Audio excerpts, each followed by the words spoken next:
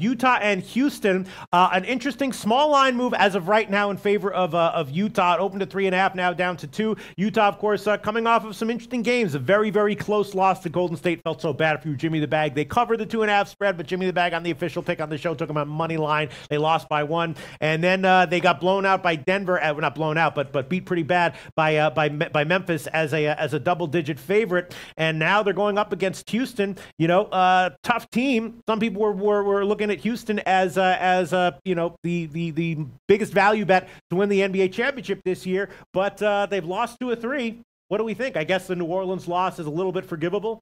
The Clippers loss on the road was close. Then they were a dog. But what's up with Houston right now? Does Houston roll here? Houston just has a ton of injury problems, and they don't want to put Carmelo Anthony in the starting lineup because they want him to get comfortable with his role off the bench. Shout out to the Coin Kid. He took Magic plus 4,000 and plus 3,300 to win the Southeast Division. Have to pay Washington, Miami. That's an exciting play, Coin Kid. I'll be definitely cheering for you throughout the season on that respect. The Rockets just have a ton of injury problems, and they can't get into a flow, and now they have the Chris Paul suspension. So James Ennis, hamstring injury. We talked about in the offseason them getting rid of their defensive specialist, how dangerous that is. And not that it's going to definitely hurt them long term, but early in the season, it's going to hurt them, and it has. I wanted to see so badly what Marquise Chris was going to do on this team. He's injured. Nene is going to give them some defensive responsibility. He's not in the lineup. James Ennis, as I said, hamstring injury, and you have Chris Paul.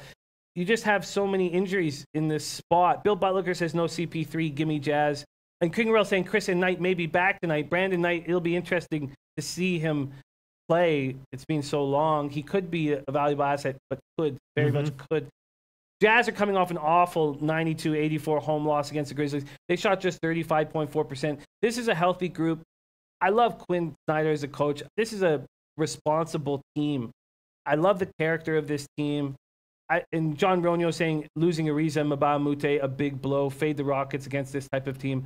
I agree. Now, the mistake I made, and all year last year in NBA, if there was a team that was a dog by 4.5 points or less, I would take them on the money line. And I was pretty successful doing it. I just think that there should be a couple teams with a couple players, really, that you shouldn't do that with. And I know it was Drebko who put in that tap in, but this is a Houston team, too, that, Harden can stab you in the throat in that last second. In saying all that, I'm going to take the Jazz, and I am going to take the 2 points this time. I'm not going to take them. And it's only going to be against these types of teams, the Rockets, just certain players. Guys like, I think Jaylen Brown is a cold-hearted assassin. Against the Celtics, I'd probably take a 2 or 3 points because I don't want him to stab me in the throat. I don't want Harden to stab me in the throat. I don't want Curry and Thompson to stab me in the throat. There's a few players, even maybe the Lakers with LeBron, maybe. Those will be the only teams. Every other team, if it's 4.5 or less, I'm going to take the money line all season. Everyone liking the Jazz here. Look at this. Antoine Seymour, Jazz money line. Antoine Seymour also likes Jazz Rockets third quarter over 56.5. And, Spotlight likes Houston at home, but that's about it. Everyone else liking or loving the Jazz. Jerry Beatty, Jazz rebound. Go ahead, Jim. Eddie Euler liking the Jazz Rockets over 218.5. That's another really interesting spot. Has there been any movement on that? No, I'll total? check that, but everyone likes the Jazz here. David Not Stewart. Everyone. Spotlight. Yes, one guy likes Houston, but Troy V likes Utah. David Stewart, Utah baby. Eddie Euler, Utah, Houston lean over. The Coin Kid says Rockets need a home win. They certainly do. And King Rail tells us that Chris and Knight may be back tonight. Chris is going to take, Troy V saying just take Jazz money line. There's just going to be a few players I'm going to not do that against, as I just said. But I hear you, Troy V. It's something I did all year last year, and I'll continue to do it. Spotlight says change the pick. That's what Spotlight says. I'm not going to. I'm going to back the Jazz here. But I do find that total very interesting. And Bill Butlicker, not contrarian. He says Mitchell's going to ball out tonight. You heard it here first. He's going to lead the Jazz to a win.